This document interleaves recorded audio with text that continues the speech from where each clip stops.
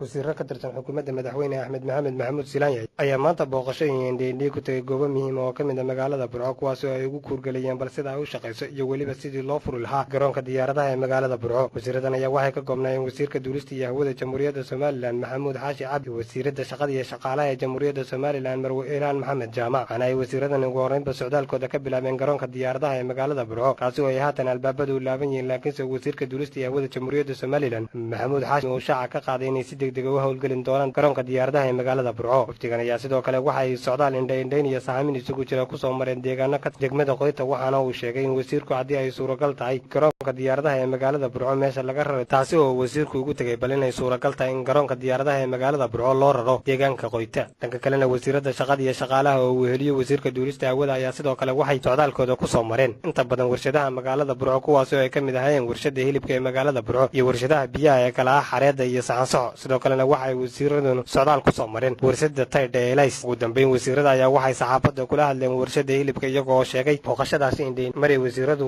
saxaafadda mid waliba waxa uu gaarkiisa u sheegay inuu horumarin doono wasaaradda. Goorey waxaa halkaasi ka hadashay shaqada iyo shaqaalaha Jamhuuriyadda Somaliland iyadoo sheegay inay dardargelin doonto, waxaana ay sheegtay inay wax badan ka qaban doonaan dhinaca shaqada iyo shaqaalaha. sidoo kalena waxay sheegtay wasaaradda shaqada iyo shaqaalaha Marwo Ilhaan Maxamed Jaamac inay shaqo abuuris u samayn doonaan dhalinyarada gobolka Togdheer iyo guud ahaanba Somaliland. maray arrimahaasi ka hadlaysana waxay wasiiradu tidhi in la abuuro association unionka matalaya shaqaalaha inaan shuruucdii qaar waxba inoo diyaaraho iminka waa qayba samaysan, qaybaha dhibanna inaynu samayn. horta shuruucdii baa waxba ka muhiimsan inaynu horta marka qoysan dabadeedna shaqa abuuridii inaynu xigto inaynu halkaa talaabada kalena wasiirka duulista iyo hawada Jamhuuriyadda Somaliland Maxamuud Xaashi Cabdi waxa uu sheegay maruu ka hadlayay garoonka diyaaradaha ee magaalada Burco inay si degdeg ah u howlgelin doonaan, isla markaasna uu garoonka Burco yahay mid istaraatiiji ah, isla markaasna haysta suuq iyo dad ahaanba. waxaana uu sheegay inay ka warhayaan ka qurba joog ahaan inuu garoonka diyaaradaha ee magaalada Burco uu yahay mid muhiim ah. waxaana wasiirka duulista iyo hawada Jamhuuriyadda Somaliland hoosta ka xariiqay inay xukuumadda uu ka tirsan yahay si degdeg ah u furi doonto garoonka diyaaradaha ee magaalada Burco. maruu arrimahaasi wasiirku ka hadlayay waxaa hadaladiisa ka mid ahaa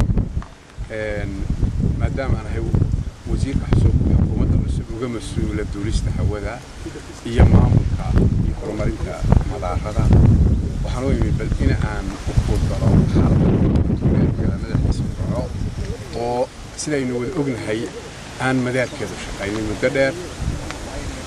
arrintaa iyada ah xukuumadda aan ka mid kahay ee mas-uuliyadda oo haya waxay ugu jirtaa arrimaha ugu muhiimsan in Burco ay yeelato madaar shaqeeya.